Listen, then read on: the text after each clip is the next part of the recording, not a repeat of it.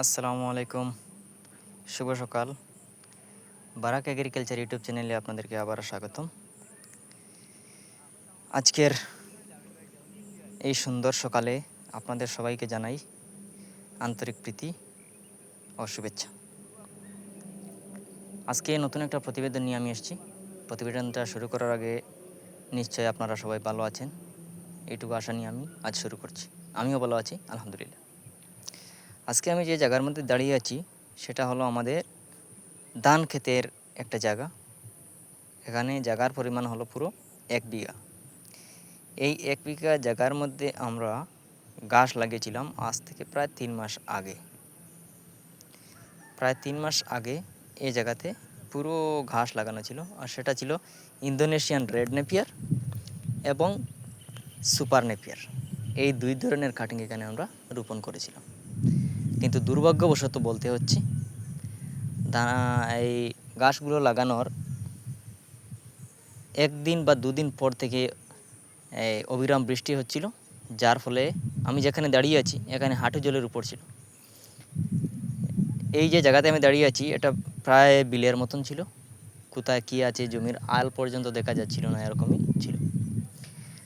তো আমার এই কথা বলার মূল উদ্দেশ্য হলো ভাই, এই এই যে জায়গাটা আসলে ফ্লাড এফেক্টেড না, কিন্তু রাস্তার কাজের দরুন এবং বিভিন্ন জায়গাতে এই ড্রেনেজ সারপ্লাসগুলো উন্নত মানের না হওয়ার কারণে এই জায়গাতে এই জীবনের প্রথমবার ফ্লাডের সম্মুখীন হলো। দুর্ভাগ্যবশত আমাদের এই জমিটাতেই ফ্লাডের কারণে আমরা অনেক কষ্ট করে গাছ লাগিয়েছিলাম। 1 বিঘা গাছ লাগানো হাস্যকর ব্যাপার না ভাই, অনেক অনেক পরিশ্রমের ফলে আমরা এখানে গাছ লাগিয়েছিলাম, কিন্তু দুর্ভাগ্যবশত সেই গাছটা আমরা ফসলটা সম্পূর্ণরূপে হয়নি, কারণ এই ফ্লাডের কারণে।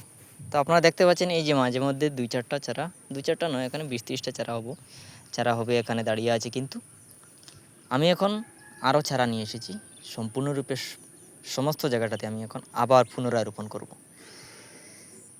কারণ দেখুন ভাই, কোনো জিনিস যদি আমাদের ব্যবহার না হয় তাহলে সেখানে জং ধরা নিশ্চিত, জং ধরবেই।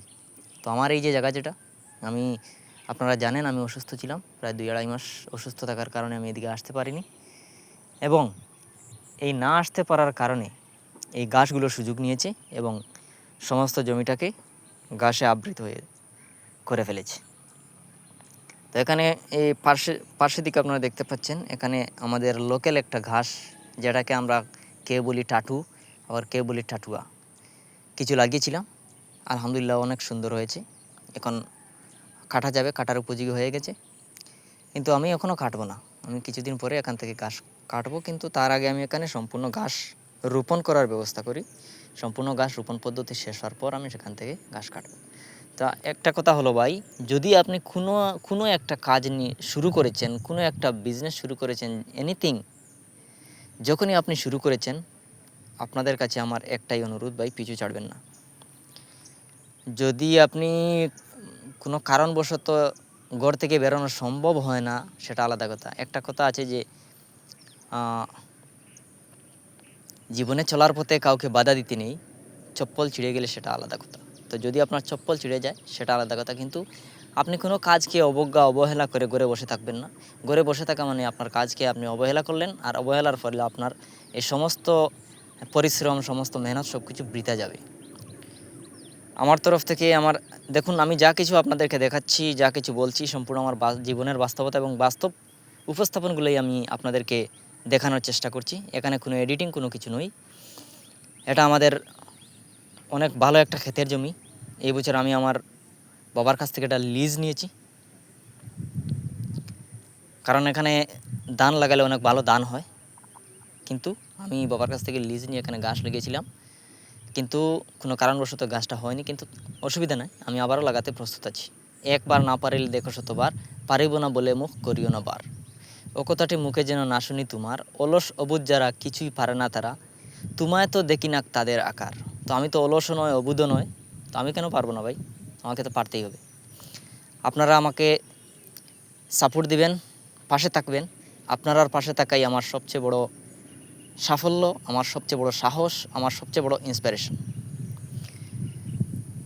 যদি আমার কোনো ভাই কোনো গাছ চাষ সম্বন্ধে কোনো কিছু জানতে চান, আমাদের লোকালে কী ঘাস ভালো হয়, কী ব্রিডের ঘাস নিলে ভালো হবে, সে সম্বন্ধে আমি সম্পূর্ণ আপনাদেরকে তথ্য প্রদান করতে পারবো। আজকের আমার এই ভিডিওর মূল কথা হলো ভাই, যদি আপনি কোনো কাজ শুরু করেন, দয়া করে আপনি কাজকে অবহেলা করবেন না, কাজকে ছেড়ে আপনি পিছু হটবেন না। যখনই আপনি পিছে চলে যাবেন তখনই দেখবেন আপনার সমস্ত কাজ, সমস্ত পেরেশানি, সমস্ত হার্ডওয়ার্ক ফেল হয়ে গেছে, বৃথা হয়ে গেছে। তো আমি এখন পুনরায় কাজ শুরু করব। যদিও আমার কাজটা অনেক অসম্পূর্ণ রয়ে গেছে, এই ফ্লাডের কারণে আমি আমার কাজটি সম্পূর্ণ করতে পারিনি, বা আমার অনেক এটাকে কি বলে, অনেক ডিস্ট্রাকশন হয়ে গেছে। তবু আমি সেটাকে পুনরায় আমি আবার ইনক্রিমেন্ট করার চেষ্টা করব। তৎসঙ্গে আপনারা আমার পাশে থাকবেন, আমাকে সাপোর্ট করবেন, সাবস্ক্রাইব করে আমার চ্যানেলটিকে আরও, আমার ফ্যামিলিকে আরও সম্প্রসারিত করার জন্য আপনাদেরকে অনুরোধ রইল। তৎসঙ্গে আমি কাজ শুরু করতে যাচ্ছি। আপনারা সবাই ভালো থাকবেন, সুস্থ থাকবেন। আসসালামু আলাইকুম রহমতুল্লাহ।